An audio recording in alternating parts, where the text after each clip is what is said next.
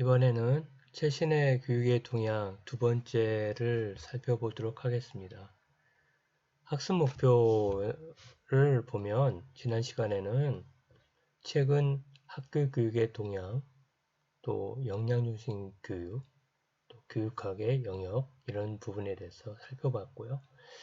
이번에는 참여중심 수업, 교육 과정중심 평가, 그다음에 생활지도 및 진로지도, 교사 리더십과 배움의 공동체 이런 부분들에서 살펴보게 될 겁니다. 그 다음에 마지막으로 여러분들이 최근 학교의 어떤 동향을 이해하기 위해서 제가 볼 때 필요한 주요 교육학 지식들이 어떤 것들이 있는지 간략하게 제시해 드리겠습니다.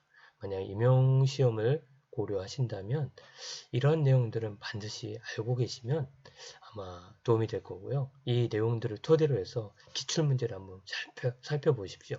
거의 대부분의 내용들이 나와 있고 아마 기본적인 지식으로 살펴볼 수도 있을 거라고 판단됩니다. 자, 두 번째에 있어서 참여중심 수업을 살펴보겠습니다. 아주 복잡하죠? 참여중심 수업이 뭐냐면 간단히 얘기하면 learning by doing 어떤 행함으로써 함께 참여하고 함께 협력해 보면서 무엇인가 이렇게 배워가는 건데 누구와 다른 학생 learning by doing with others라는 거 이 부분들을 초점을 잡으면 여러 가지 측면에서 이해가 가능합니다. 그럼에도 불구하고 참여중심 수업을 이해하려면 여러 가지 이러한 참여중심의 기반이 어떻다, 수업 방법이 어떻다, 이 참여중심의 평가는 어때야 된다, 이 관련된 교사의 역할은 어떻게 해야 되고 전문성은 어떻게 해야 되는지 또 교육과정들은 어떻게 구성이 돼야 되는지 이런 부분들을 종합적으로 함께 생각을 해야 합니다. 자, 그럴 때 먼저 참여란 무엇인가? 제가 지금 시계 방향 또는 이렇게 돌아가겠습니다. 이게 시계 방향으로 한번 돌아가겠습니다. 참여중심에서 참여란 뭐냐? 학생들이 자기주도적으로, 능동적으로 탐구하고 토의하고 실험하고 활동하거나 다른 학생과 협업하여 무엇인가를 이렇게 수행하는 것을 갖다가 참여라고 합니다. 그리고 이 참여 중심 수업은 여러분들 교수학습이나 교육 방법 시간에 여러분들이 살펴봤겠지만 바로 구성주의 학습에 입각합니다. 학습자들은 끊임없이 상황과 맥락 속에서 뭔가 의미 있는 수업 배움을 통해서 자기 경험을 재구성하야죠. 그 다음에 금방도 말씀드렸어요. 자기 주도적으로 혹은 다른 사람과 함께 뭔가 이렇게 행하면서 배워나갈 때 무엇인가 더 깨달아진다는 거 아니겠어요? 자, 이러한 구성주의 학습에 기반되는 이론이 피아제입니다. 어떤 동화와 조절, 스키마, 어떤 사고 체계 속에 끊임없는 새로운 지식이 들어오고 나서 기존 지식과 이런 조절을 하게 되어서 끊임없는 이 스키마를 형성해 나가는, 그다음 스키마가 이렇게 확장돼 나가는 이런 측면들을 제시한 게 피아제고요.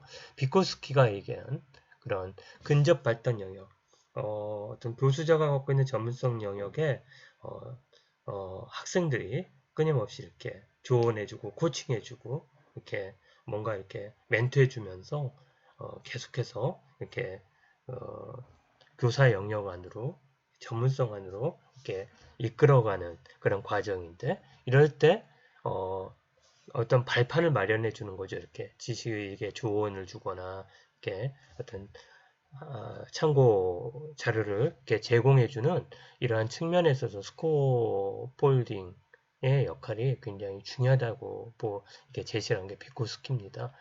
이번에 비코스키가 이번에 그 시험 문제 나왔었죠. 그 다음에 존 두이가 얘기하는 거죠. 학습자의 흥미나 또 어떻게 생각하고 생각하는 사고 속에서 끊임없는 문제 해결을 해나가는 그런 학습자의 중심의 어떤 교육 이것들이 하나의 구성주의를 이루는 큰 세 가지의 하나의 이론들이라고 볼 수 있습니다.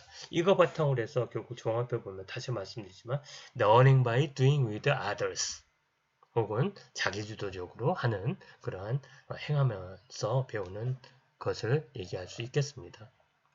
그래서 구성주의가 간단하게 생각하면 이거예요. 옆에 있는 것처럼 환경과 맥락, 상황 속에서 문제를 발견하고 탐구해갖고 끊임없이 자기 문제 해결을 해나가는 거. 그 다음에 맥락과 상황에 대한 재해석과 규명해 나가는 거. 그래서 지식은 굉장히 상대적이고 주관적이죠. 이러한 바탕으로 해가지고 끊임없이 이렇게 자기의 지식을 이렇게 재구성해 나가는 거죠. 가졌다 하지만 기존에 있는 지식은 또 새로운 사고가 되면 계속해서 새롭게 되고 변화될 수 있다는 의미입니다. 이 참여 중심의 주요 수업들은 프로젝트 학습, 그 다음에 문제 기반 학습, PBL, 액션 러닝, 사례 기반 학습, 팀 기반 학습, 또 토익 토론, 주로 뭐 하브루타나 디베이트나 이런 거, 그다음에 성취의지 포트폴리오를 만들어 보거나 플립러닝하는 이런 여러 가지 수업 방법을 통해 참여 수업을 한다는 겁니다.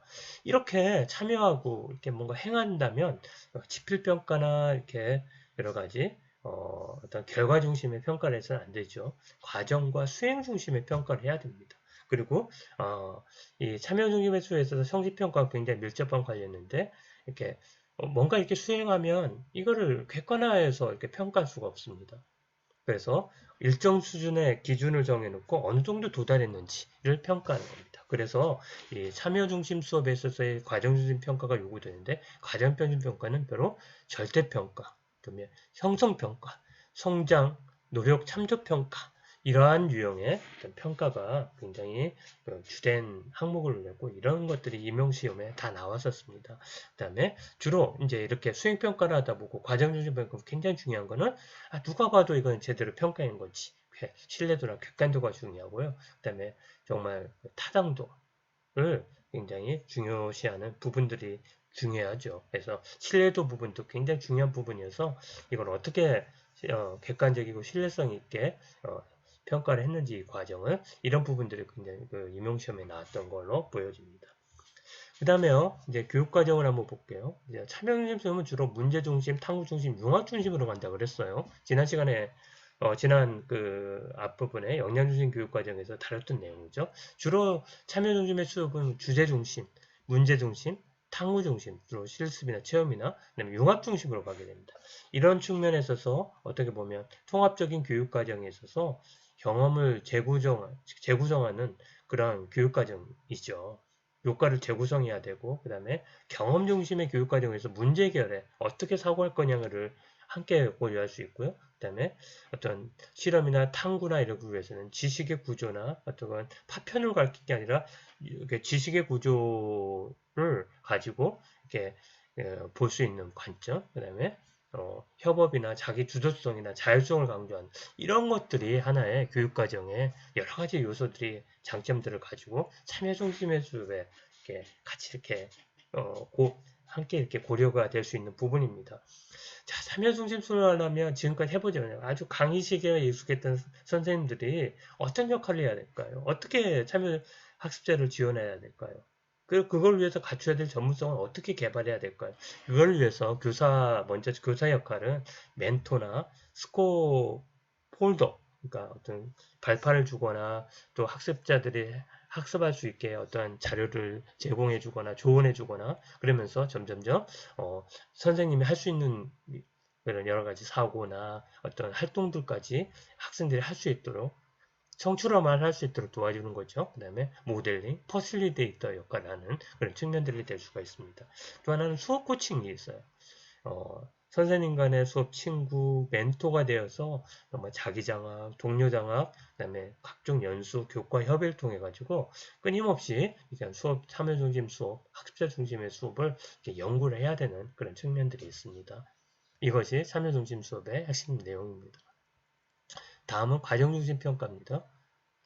자, 평가라는 부분에 한번 봅시다. 자, 평가는 뭡니까?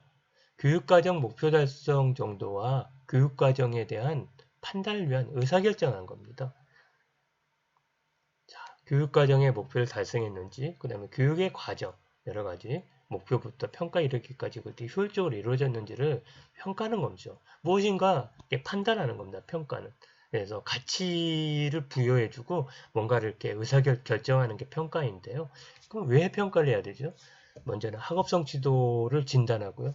그다음에 학업 진전 상황을 파악해서 개선하는 겁니다. 그 다음에 학습 동기 및 어떤 학습 전략을 수립하기 위해서 학생들이 지금 어떤 상황인지를 알아야 또 거기에 대해 이제 동기와 전략을 수립하고요. 그 다음에 적절한 교습 학습 설계와 개선을 하기 위해서 이렇게 평가를 하는 겁니다. 이렇게 점수 매겨 갖고 등수 매겨서 상대적으로 이렇게 등급 매기는 것이 아니고 정말 원래 목표가 바로 이런 네 가지 목표를 위해서 있는 겁니다. 자, 평가의 유형은 목적에 따라서 왜 이 평가하느냐에 따라 갖고 세 가지로 나눠집니다. 진단평가, 형성평가, 총괄평가로 나눠지는데 진단평가는 뭐 어떤 거냐면 어떤 출발점이죠. 학생들이 지금 수업을 나가는 데 있어서 사전 지식을 알고 있는지 또 필요한 내용들은 결손되어 있는지 뭐 이런 거를 파악하기 위해서 진단평가를 합니다. 그래서 수업 전에 어떤 쪽지 시험을 본다거나 수업 전에 어떻게 복습했는지 예습했는지를 간단한 퀴즈를 통해서 한번 살펴보고 이 수업이나 이 단원을 배우는데 학생들이 어느 정도 준비가 되어 있구나를 판단하는 게 진단평가입니다. 형사평가는 교수 학습 과정에서 학습한 내용을 중간중간 물어보는 거죠.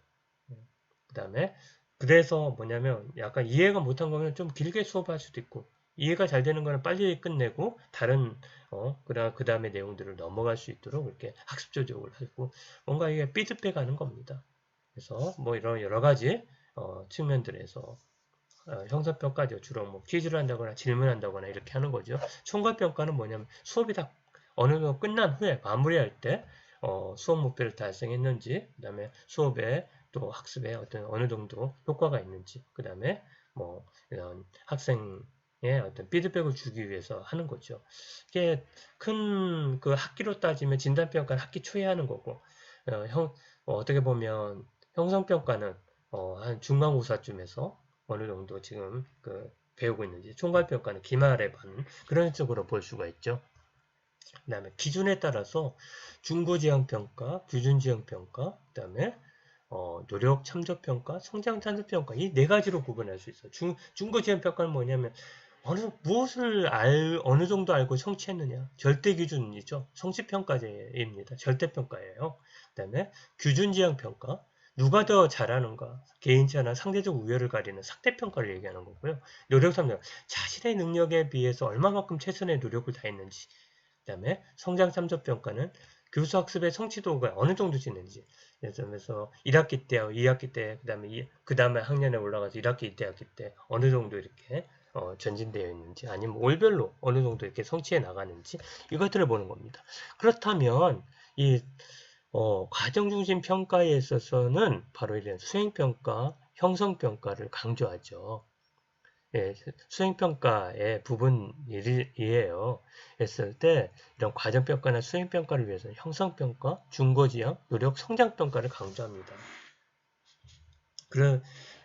그리고 왜 여러분들 한번 생각해보세요. 왜 가정중심평가죠? 참여중심평가를 하기 때문에 그래요. 그렇다면 또 과정평가 유형들은 뭔가요? 수행평가의 내용들이 주로 여러분들 많이 해봤잖아요.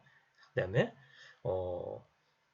여러분들 이제 이런 것들을 한번 생각을 이렇게 하도록 우리 학생들에게 제공했는데 우리가 만날 때 한번 얘기하도록 하죠.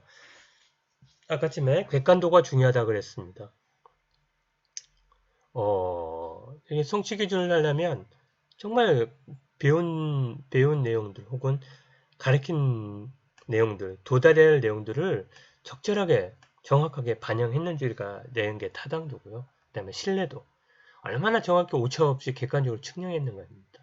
신뢰도의 방법은 재검사 신뢰도, 동일한 시점을 이해 실시하는 거예요. 동형 검사 신뢰도, A형과 B형을 똑같이 해서 우리 보통 그 수능 시험 보면 A형, B형 있잖아요. 동형 검사 신뢰도입니다.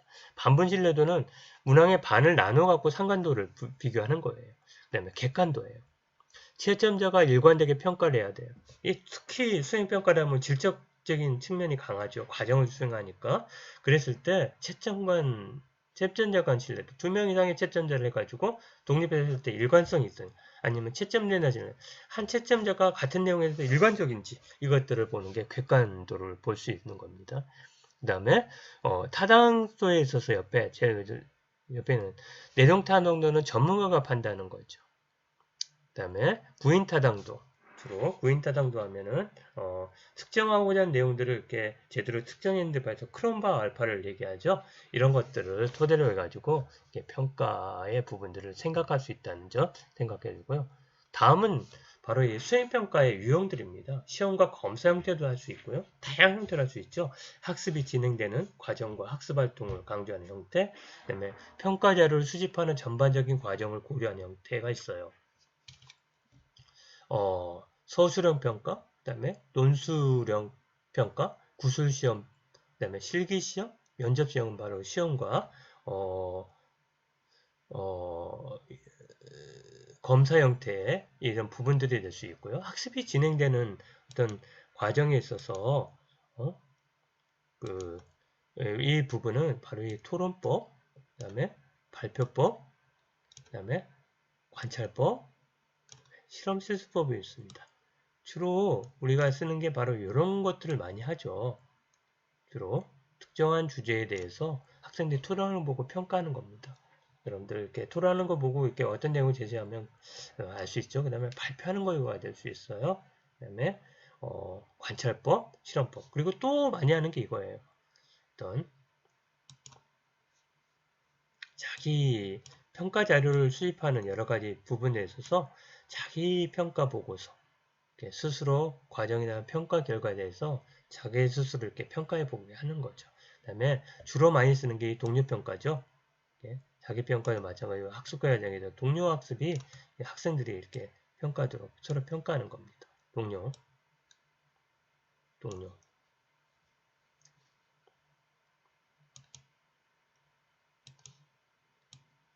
네, 동료 평가. 그 다음에 연구 보고서법은 각 교과별이나 통합별에서 이렇게 여러분들 이렇게 보고서를 작성하라는 게 여러분 지겹게 했죠? 이런 것들이 하나의 수행평가의 방법이라고 볼 수 있겠습니다. 다음.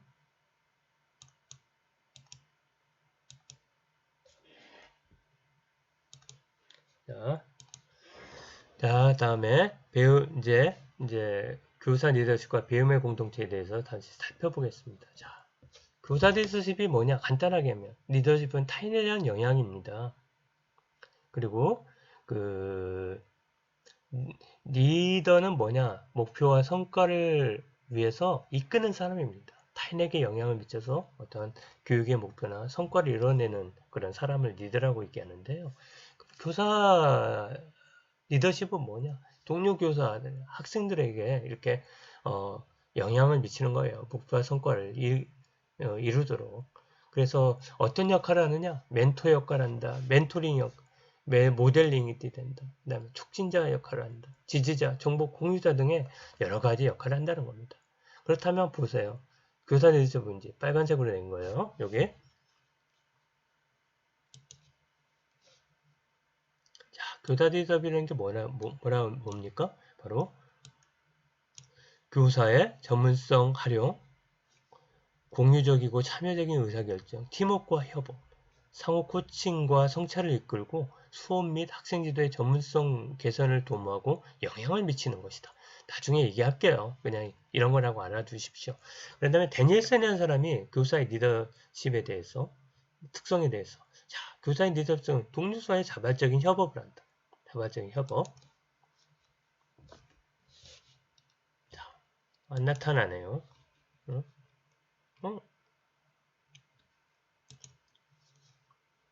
협업, 그 다음에 학교 및 수업 개선 도모, 주로 수업 공개 및 피드백 통해서 이루어지죠. 그 다음에 상호 신뢰 및 공유, 열린 소통, 그 다음에 고난 이익과 자율성 및 책임, 전문적 탐구와 성찰 및 피드백, 이런 것들이 이제 교사 리더십의 특성이라고 얘기했습니다. 자, 이제 이건 자세한 내용들은 여러분들 앞으로 강의 시간에 주로 많이 얘기를 할게요. 그 다음에 교사로서의 리더 역할은 어떤 거냐? 차원 공유자다. 그 다음에 수업 전문가다. 그 다음에 교과과정 전문가다. 그 다음에 학습관리 코치다. 그 다음에 학습 촉진자다. 멘토다. 데이터 코치다. 제가 여러분들에게 조언하고 싶은 거는 임용시험에 만약에 교사 역할이 어떻게 해야 되냐? 참여 중심 수업이나 여러 가지 학교 생활에 있어서 교사들이 어떤 리더십을 발휘해야 되느냐? 어떤 그 학생들에게 어떤 그 학생들의 어떤 성적이나 혹은 여러 가지 인성이나 이런 부분들에서 어떤 역할을 해야 되냐? 이런 부분들에 있어서 특히 학습의 측면에 있어서는 이런 이 6가지, 7가지 중에 한 3가지 정도만 여러분들이 반드시 이해해 주시기 바랍니다.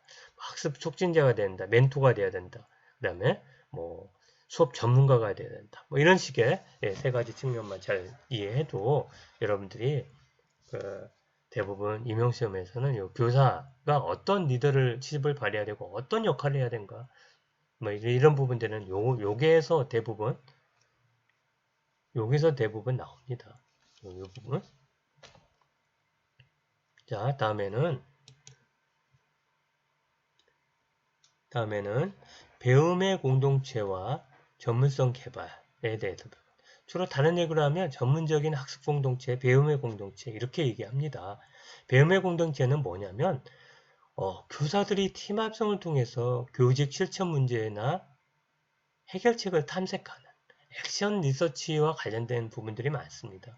또 하나는 교사들 상호 간의 참여와 협업을 통해 전문적인 지식이나 경험을 공유하는 그런 것들이 배움의 공동체의 주된 특징입니다. 또 하나는 교사들 개인 또는 공동의 성찰과 교육의 질 개선을 위해서 하는 겁니다. 그래서 주로 배움의 공동체는 교직 문화가 굉장히 중요한데 교사들이 스스로 상호 간에 배우고 상호 간에 참여하고 해서 전문성을 실현하는 데 있어서 필요한 교직 문화는 바로 자발적인 참여, 열린 대화 공유, 협력 네트워크, 성찰과 개선 이런 부분들이에요. 이런 것들이 있어야만 학생들의 학업적인 성공과 교육의 질을 개선할 수가 있죠. 이걸 위해서 배움의 공동체를 하고 있어요. 그런데 이렇지 못하는 기계 문화가 있어요. 어떤 규칙과 규정대로 그대로 원론대로만 운영되는 이게 이제 올해 작년에 임용시험에 나왔었죠. 배움의 공동체를 져야 합니다. 이것들은. 자, 또한 배움의 공동체에 있어서는 중요한 거는 학습하는 조직입니다. 생기가 5원칙을 제시했어요. 자기 완성, 사고 모형, 공유 비전, 팀 학습, 시스템 사고를 얘기했는데요. 자기 완성. 뭐니 해도 배움의 전체는 개인이 자기 어떠한 면에서는 비전과 역량을 구축을 위해서 끊임없이 자기 개발을 해야 합니다. 두 번째로는 뭐냐면 배움의 공동체가 일어나면 사고 모형이 필요합니다. 무엇인가 개인이나 집단의 사고틀이나 방식이 변화돼야 된다. 그렇잖아요? 기존에 있던 운영 그대로 하려면 뭐 하려고 배웁니까? 기존에 고정된 틀, 또 기존의 교직의 운영의 틀을 이렇게 고수한다면 조직은 발전할 수 없죠. 끊임없이 새롭게 변화하고 학습자도 변하는데 그러기 위해서는 사고명이 필요합니다. 사고의 틀을 방식을 변해야 되고 끊임없이 사고를 재구성해야지만 되는데 이걸 위해서는 바로 개인적인 성찰이나 평가가 필요한 거고 집단적인 반성이나 탐구가 있을 때 사고 체계는 계속 변하게 되는 겁니다. 그 다음에 이 배움의 공동체에서는 또 중요한 부분이 바로 이 공유 비전이에요. 이 배움의 공동체에서 중요한 게는 우리가 무엇을 위해서 이렇게 모이는가, 또 어떤 목표를 향해서 뭘 추구할 건가, 어떤 질 개선을 위해서 모이는가, 이거 굉장히 중요하고요. 그 다음에 세 번째는 팀학습입니다. 서로 여기서는 민주적인 대화와 상호 토론과 상호 배움의 그러한 과정을 통해서 서로 이렇게 학습하고 굉장히 중요한 게 바로 성찰입니다. 성찰. 그 다음에 시스템 사고예요. 그래서 현재 서로 학습한 내용을 가지고 기존에 있는 지식, 기존에 있는 조직의 어떤 문제, 어떤 실천적인 과정에 있어서 애로사항들을 체계적인 통합적인 접근을 통해 갖고 해결해 보려고 하는 그런 노력이 필요한 거죠. 그래서 교사들의 학습 공동체는 주로 어떻게 이루어지냐? 친구 멘토, 수업 코칭을 통해서 이루어지고요. 그 다음에 학년 및 교과 협의회, 수업 컨설팅 이런 걸 통해 이루어지고 또 금방 얘기했던 학습 동아리를 통해서 이렇게 학습 공동체가 이루어지면서 이 배움의 공동체를 통해 가지고 전문성 개발을 하고 있는 겁니다. 이거 위해서는 굉장히 필요한 게 자발성, 또 뭐냐면 뭔가 이게 성과 지향적이어야 돼. 그 다음에 서로 신뢰하고 수용해주고, 그 다음에 공유하고 서로 협업하고, 또 성찰하고 서로 피드백 받고, 이러면서 끊임없이 자기 스스로를 완성해가고 전문성을 신장해가는 과정이 배움의 공동체라고 얘기할 수 있겠습니다. 그 다음에 교사들이 전문성 개발, 교원 능력 개발을 위해서 하는 것들이 현직 연수와 장학이 있습니다.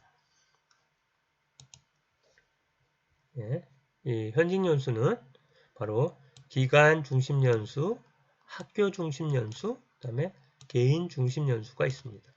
교육에 주로 기관 중심 교육연수원이나 시도교육청에서 혹은 대학에서 연수원에서 하는 그런 연수들이 있고요. 그 다음에 학교 중심 연수, 학교 내에서 뭐 전문가를 초빙한다거나 상호 컨설팅 한다거나 교과 예배를 한다거나 이런 학교 중심 연수가 있고요. 개인은 어떤 뭐 학회를 간다거나 뭐 아까 금방 얘기했던 학습 동아리를 구축해서 연수한다거나 뭐 개인 연수를 한다거나 이런 것들이 되고, 장학은 수업 컨설팅이 있고요.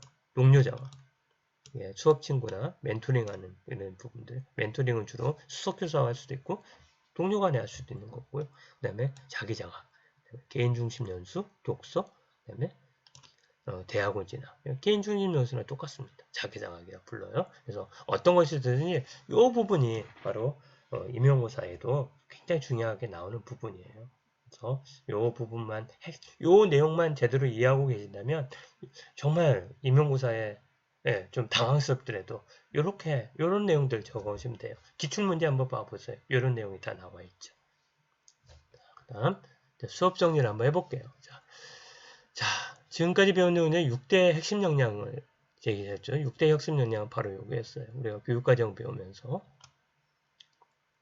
바로 학생 핵심 역량 기반에서 자기관리, 지식정보, 처리, 창의적 사고, 심리적, 감성, 의사소통 능력, 공동체 역량 배웠고, 그 다음에 교육과정 차원에서 키워드가 융합 수업이었고, 또 소프트웨어 어떤 교육이 이 교육과정 차원에서 우리가 다뤘던 내용입니다. 또 하나는 뭐냐면 학습지도, 수업평가죠.